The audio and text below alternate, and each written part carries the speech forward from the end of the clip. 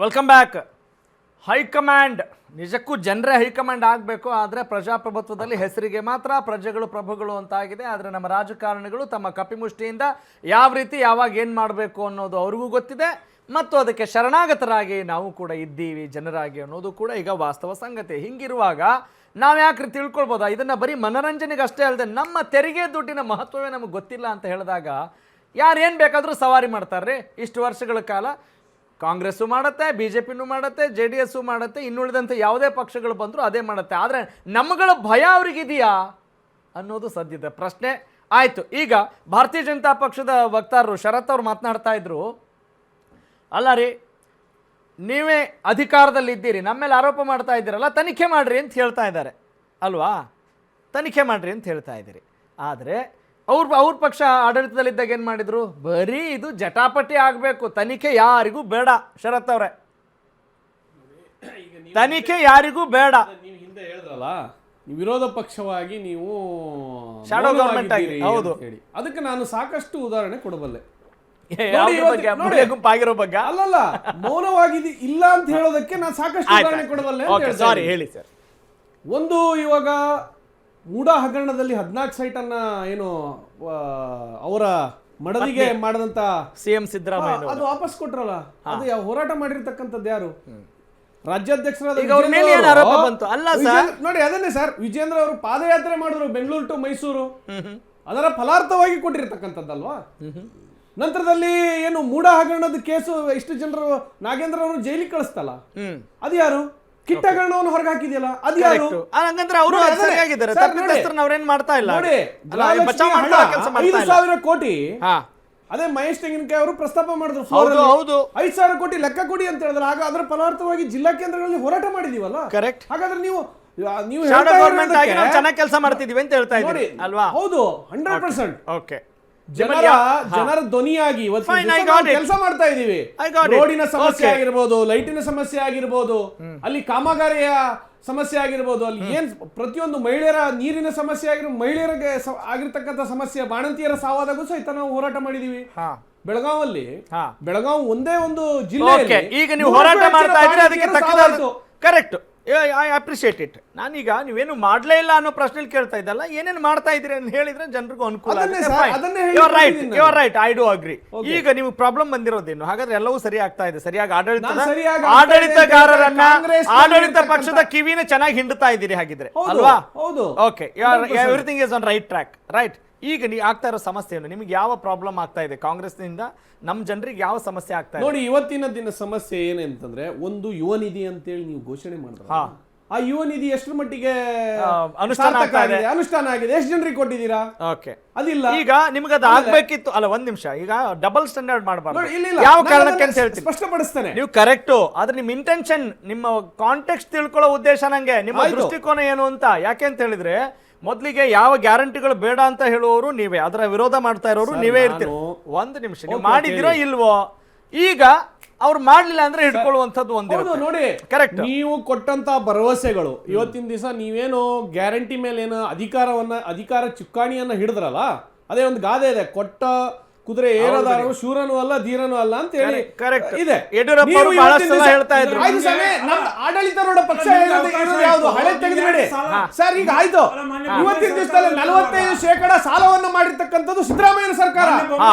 ನಾವು ಮಾಡಿದ್ವ? ಅಲ್ಲ, ಒಂದ್ ನಿಮಿಷ, ಈಗ ಲಿಮಿಟ್ ನ ಕ್ರಾಸ್ ಮಾಡಿ. ಅಲ್ಲ, ಒಂದ್ ನಿಮಿಷ ಶರತ್ ಅವರೇ, ಕರೆಕ್ಟ್. ಒಂದೇ ಸೆಕೆಂಡ್, ಅಲ್ಲ, ಆ ಲಿಮಿಟ್ ನ, ಆ ಮಿತಿಯನ್ನ ಮೀರಿ ಮಾಡಿದಾರ, ಅದರ ಅವಧಿಯಲ್ಲೇ ಮಾಡಿದಾರ, ಮಿತಿಯನ್ನ ಮೀರಿ ಮಾಡಿದಾರ, ಅದನ್ನ ಹೇಳಿ. ಈಗ ನೀವು ಸಾಲಗಾರದ ಸಿದ್ದರಾಮಯ್ಯ ಅಂತ ಹೇಳ್ತಾ ಇದ್ರಿ, ಕರೆಕ್ಟ್? ಪ್ರಜೆಯ ಮೇಲೆ ಸಾಲದ ರಾಮಯ್ಯ ಅಂತ ಹೇಳ್ತಾ ಇದ್ರಿ. 80,000 ಅಷ್ಟು ಸಾಲ ಮಾಡಿದ್ದಾರೆ ಸಿದ್ದರಾಮಯ್ಯನವರು. ಆರ್ಥಿಕ ಒಳಗಡೆ ಮುಗ್ದೋಗಿದೆ.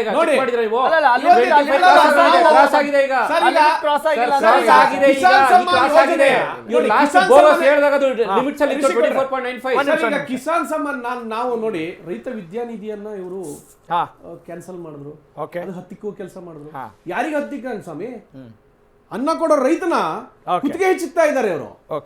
4,000 ಹೆಚ್ಚುವರಿಯಾಗಿ ನಾವು ಕೊಡ್ತಾ ಇದ್ವಿ ಕಿಸಾನ್ ಸಮ್ಮಾನಕ್ಕೆ, ಅದನ್ನು ನೀವು ಮಣ್ಣು ಹಾಕಿದ್ರಿ ಅಂತ ಹೇಳ್ತಾ ಇದ್ರಿ. ಅದಕ್ಕೂ ಬಾಯಿಗೆ ಮಣ್ಣು ಹಾಕ್ತೀರಿ, ರೈತರ ಬಾಯಿಗೆ. ಇವತ್ತು 3 ಲಕ್ಷ. ಆಮೇಲೆ ಡೀಸೆಲ್ ಸಬ್ಸಿಡಿಯನ್ನ ಕೊಡ್ತಾ ಇತ್ತು, ಎಕರೆಗಳಿಗೆ 500 ರಿಂದ 800 ಡೀಸೆಲ್ ಓಕೆ, ಈಗ ಅವ್ರು ಹೇಳ್ತಾ ಇದ್ದಾರೆ ಕರೆಕ್ಟ್ ಶರತ್ ಅವರೇ. ಈಗ ಆಯ್ತು, ಈಗ ಹಾಗಾದ್ರೆ ರೈತರ ಪರವಾಗಿದ್ದೀರೋ? ಜನರಿಗೆ ಸೆಂಟ್ರಲ್ ಗವರ್ಮೆಂಟ್ ಇರ್ಬೋದು, ಸ್ಟೇಟ್ ಗವರ್ಮೆಂಟ್ ಇರ್ಬೋದು, ಅವು ಎರಡು ಕಣ್ಣಿದ್ದಂತೆ ಅಲ್ವಾ? ಈಗ ಅವ್ರು ಹೇಳ್ತಾ ಇದ್ದಾರೆ ನಮಗೂ ಕೂಡ ಕೇಂದ್ರ ಸರ್ಕಾರದ ಸಹಕಾರ ಅಷ್ಟು ಸಿಕ್ಕಿದ್ರೆ ನಾವು ಚೆನ್ನಾಗಿ ಮಾಡ್ತೀವಿ ಅಂತ ಹೇಳ್ತಾ ಇದ್ದಾರೆ. ನಾನು ಅದರ ಲೆಕ್ಕ ಕೊಡಬಲ್ಲೆ ಸರ್. 2004 ರಿಂದ 14ರವರೆಗೆ 87,000 ಕೋಟಿ ಬಂದ್ರೆ 2014 ರಿಂದ 25ರವರೆಗೆ 3,39,000 ಕೋಟಿ ಬಂದಿದೆ. ಹಾಗಾದ್ರೆ ನಾವು ಕೊಟ್ಟಿಲ್ವಾ?